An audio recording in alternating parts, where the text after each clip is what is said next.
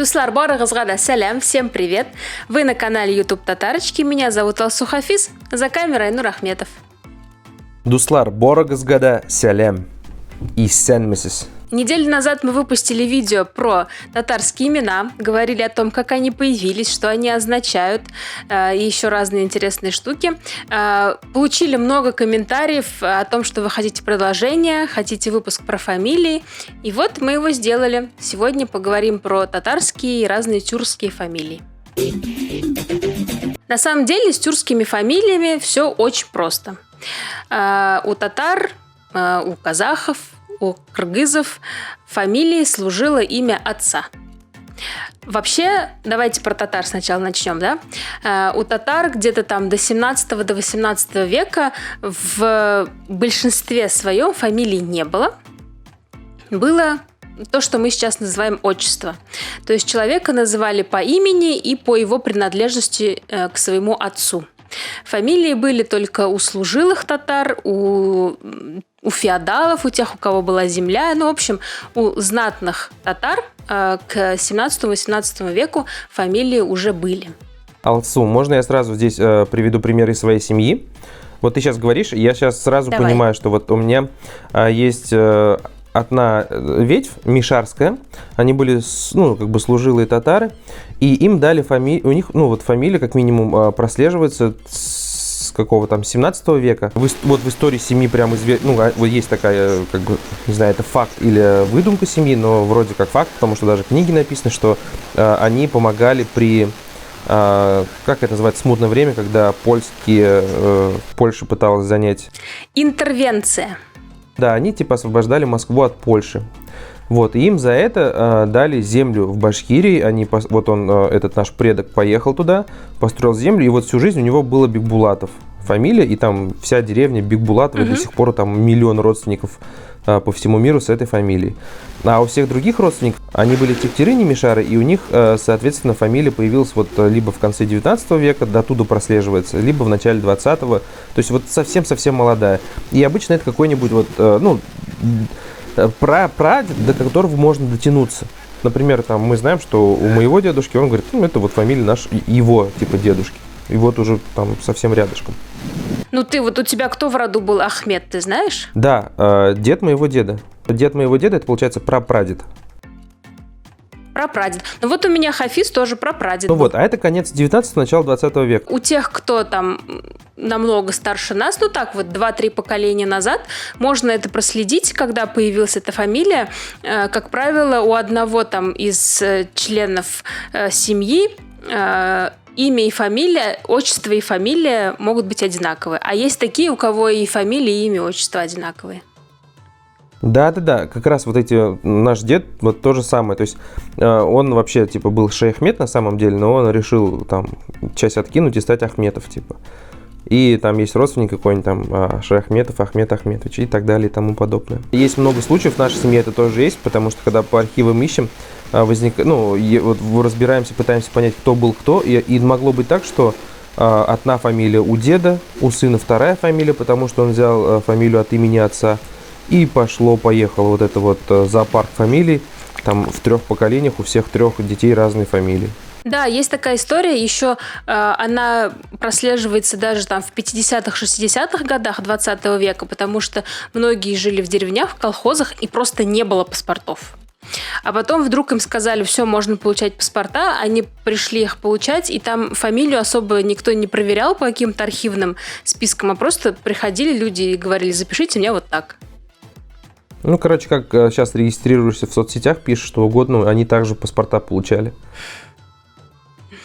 Примерно так, да.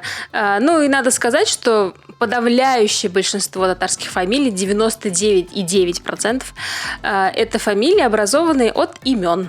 Мы же теперь уже поняли, откуда они появляются, от одного из членов рода. Но есть такие фамилии, которые связаны с профессией человека. Например, фамилия Урманше или Урманчеев. Есть такой, например, художник татарский, Урманше. Или, например, Оракше или Аракчеев. Это фамилии, которые произошли не от имени, а от рода деятельности человека. Челсу, вот есть такой момент, да, что у служилых, ну, по крайней мере, еще раз, в нашей семье так говорят, что вот эта вот фамилия Бикбулатов, там внутри типа титул, типа Бек. Бек Булат какой-то был. Бек. Ну, скорее всего, так и есть, да. Ты просто еще раз хотел подчеркнуть статусность фамилии, да? Слушай, я всегда задавался вопросом, я думал, блин, типа, если мы такие вот крутые, там, типа, беки наши были, фига ли, типа, у нас ни одного городского родственника, все в деревнях где-то, вы чё, типа? Невозможно определить, какая самая распространенная фамилия у татар. Во-первых, потому что татары очень дисперсно живут, и в разных краях страны и мира может быть разная фамилия, но почему-то, вот чисто по моим ощущениям, мне кажется, что это фамилия Валеев, потому что она встречается и у поволжских татар, и у сибирских татар, и у астраханских, например, татар в южной части России эта фамилия тоже встречается. Айнур, как ты думаешь, какая может быть самая распространенная фамилия у татар? Я не могу сказать, но я как-то видел статью. Ты сейчас опять скажешь, вот Айнур там продвигает свою фамилию. Но я видел, что типа Ахметов. И я даже видел исследование, что даже в Казахстане Ахметов – это одна из самых популярных фамилий. Вот в Казахстане Ахметов точно самый популярный, но мы об этом попозже поговорим. Один из казанских порталов где-то в году, то ли в 19-м, то ли в 20-м, решил провести исследование и узнать в Казани, какая самая популярная татарская фамилия. Что они для этого сделали? Они взяли ВК, отобрали анкеты мужчин, татар, живущих в Казани, потому что, с женщинами сложнее там история, потому что нужно набрать фамилию мужа и все дела. В общем, у них получилось почти 2 миллиона анкет. Они их исследовали, и получилось, что одни из самых популярных фамилий татарских в Казани это Сафин и Хайруллин. Алсу, подожди, они взяли анкеты мужчин, Казань, татары, и вышло 2 миллиона. Да. Когда в городе официально миллион. Ну, конечно, кто-то, смотри, кто-то живет в Арске, такой, я в Казани, или там учился в Казани. Понятное дело, что ВКонтакте можно поставить все что угодно. Может, он даже никогда и не был в Казани. Я татарин, хочу принадлежать там казанскому сообществу. Это к тому, что выборка вообще ни о чем, но вот есть только такое исследование, и как будто бы по-другому самую популярную татарскую фамилию найти и не знаю, как еще можно. Сафин похоже, много Сафинов. И с Валиевыми тоже, да, много. Фамилии в Казахстане. Как сейчас образуются фамилии у тех, кто живет в Казахстане? Есть два варианта. Это традиционный, к которому мы все привыкли, когда фамилия передается от отца к ребенку. Либо второй вариант, когда фамилия образуется от имени деда по отцовской линии.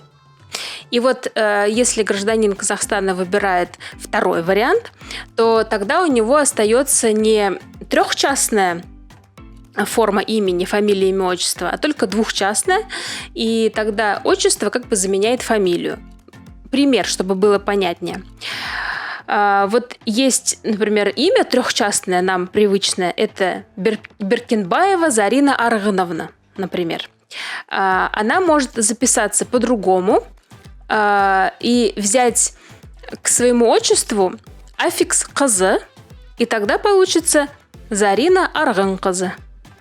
Вот такой вариант образования имени есть в Казахстане. Девушки берут аффикс «казы», а мужчины берут аффикс «улы».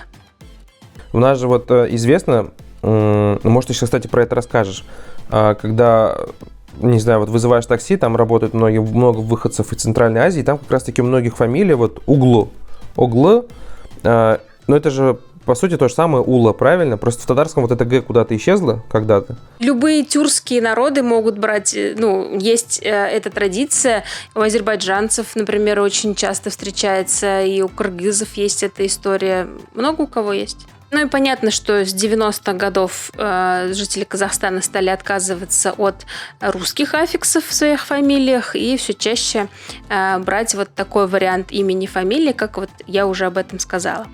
И в этом случае имя отца заменяет фамилию. В обязательном порядке фамилия ставится на первое место, а имя на второе, чтобы не было путаницы, и тогда отчество не записывается. И что касается популярных фамилий в Казахстане, это достоверная статистика. Каждый год государственные органы, уполномоченные на это, органы статистики, органы регистрации граждан фиксируют этот показатель, и самая распространенная фамилия в Казахстане – это Ахметов, на втором месте Серик и на третьей Омаров. То есть имя моего ребенка Адиль Ахметов – это вполне себе по-казахски так звучит. Абсолютно. Если вот это будет существовать просто в воздухе и не говорить, где родился ребенок, то вполне можно принять его за гражданина Казахстана. Еще бы по такому принципу бы паспорт выдавал бы Казахстан, был бы вообще супер. Вдруг нас слушает какой-то супер человек, принимающий решение по выдаче просто так паспортов какого-то тюркского государства.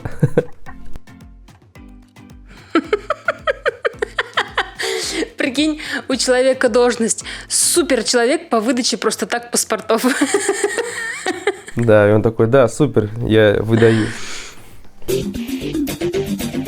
В Кыргызстане схожая ситуация с фамилиями, как и в Казахстане.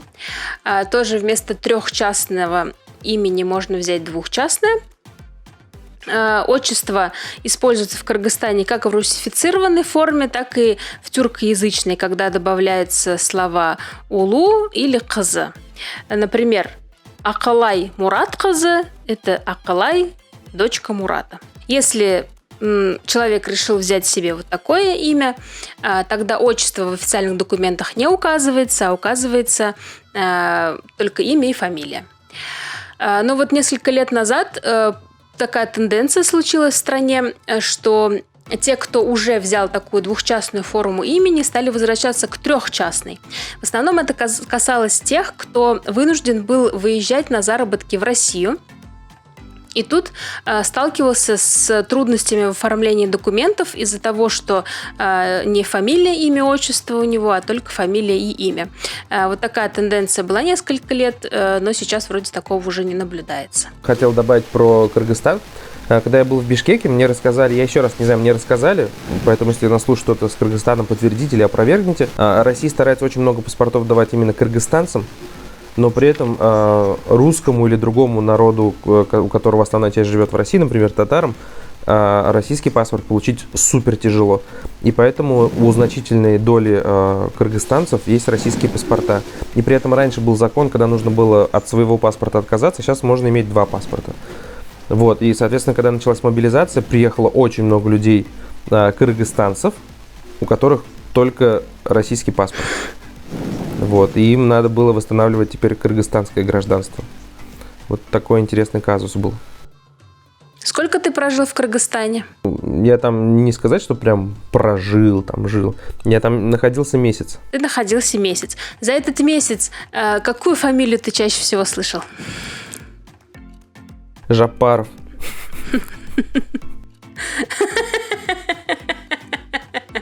Почему? Это я к чему? К тому, чтобы назвать самые популярные фамилии в Кыргызстане.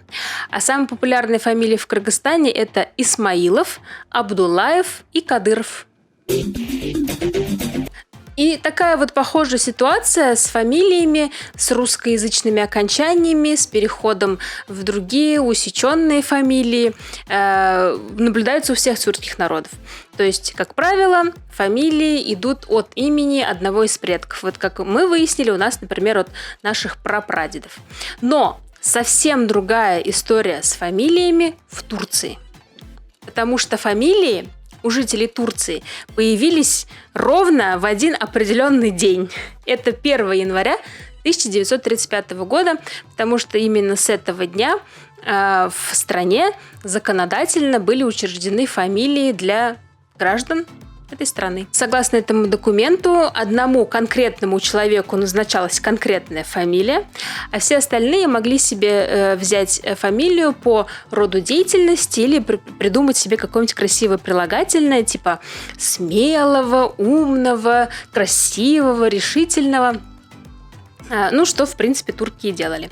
А тот человек, который один-единственный был с назначенной фамилией, это был, естественно, Ататюрк, Мустафа Кемаль Ататюрк. И до сих пор законодательно эту фамилию никто из турков брать не может. И на всю Турцию многомиллионную есть только один Ататюрк. А до 1935 года турки тоже использовали имя отца, чтобы как-то себя определить, и имя отца ставили, то есть отчество, ставили перед своим основным именем, тоже как бы определяя сначала свой род, показывая принадлежность к какому-то человеку и только потом называя себя.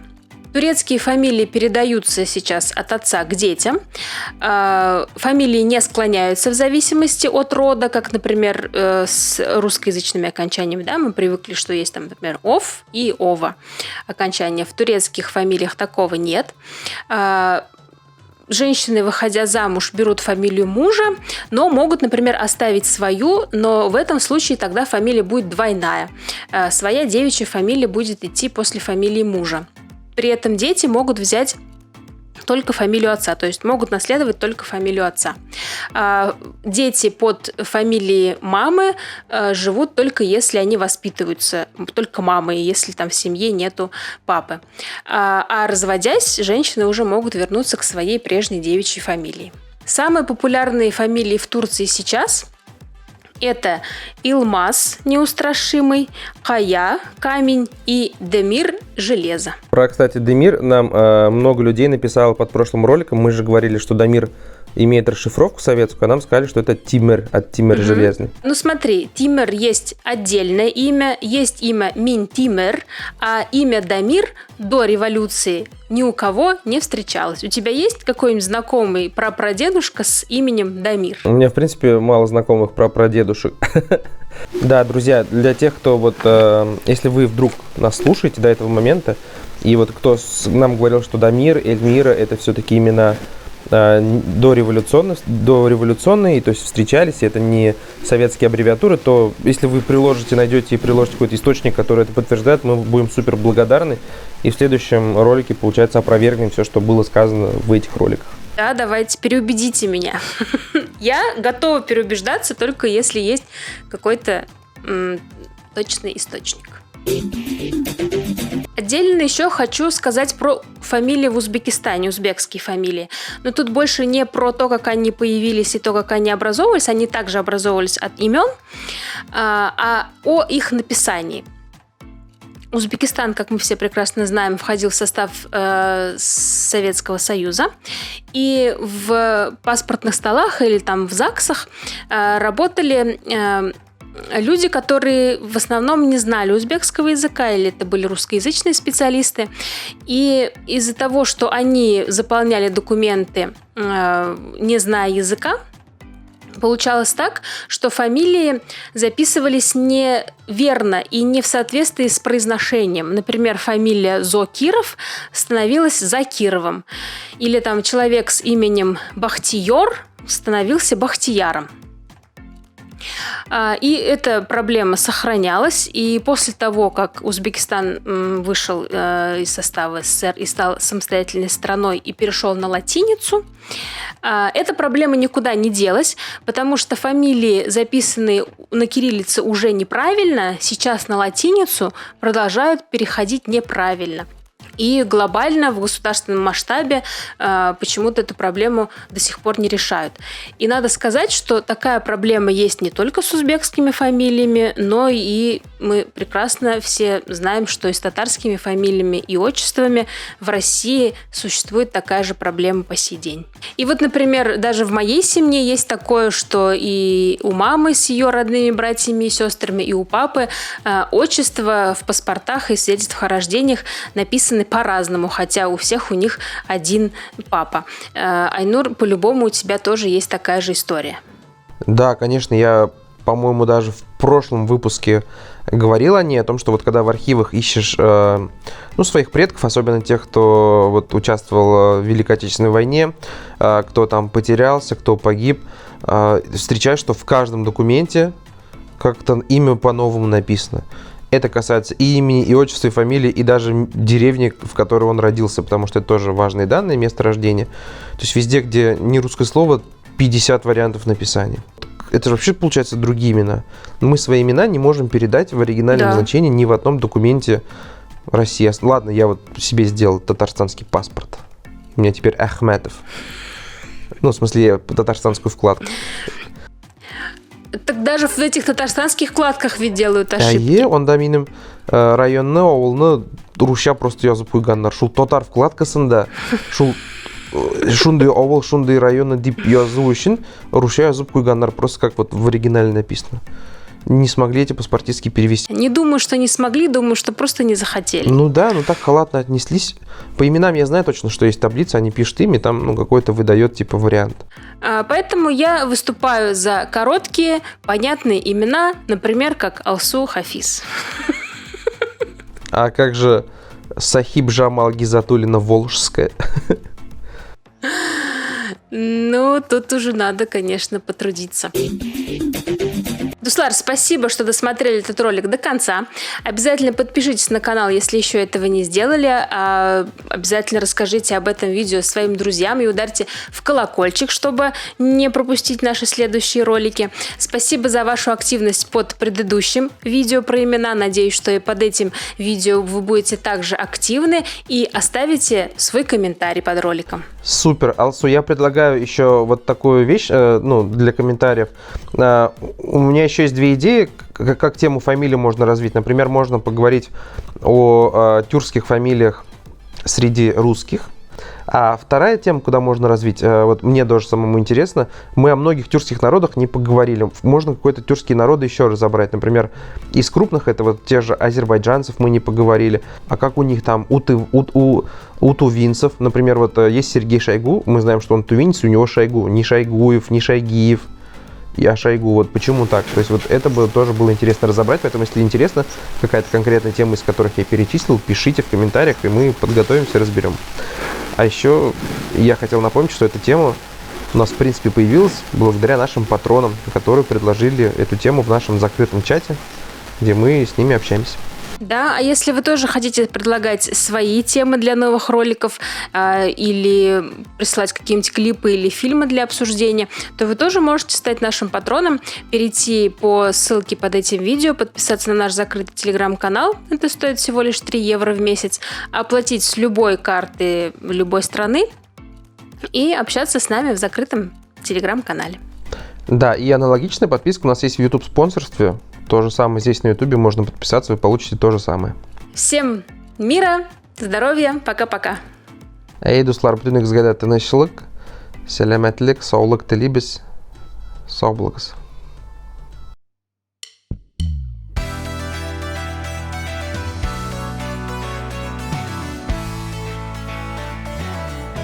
Вот как мы начали говорить про имена и опять скатились в русификацию и в политику эту гребаную.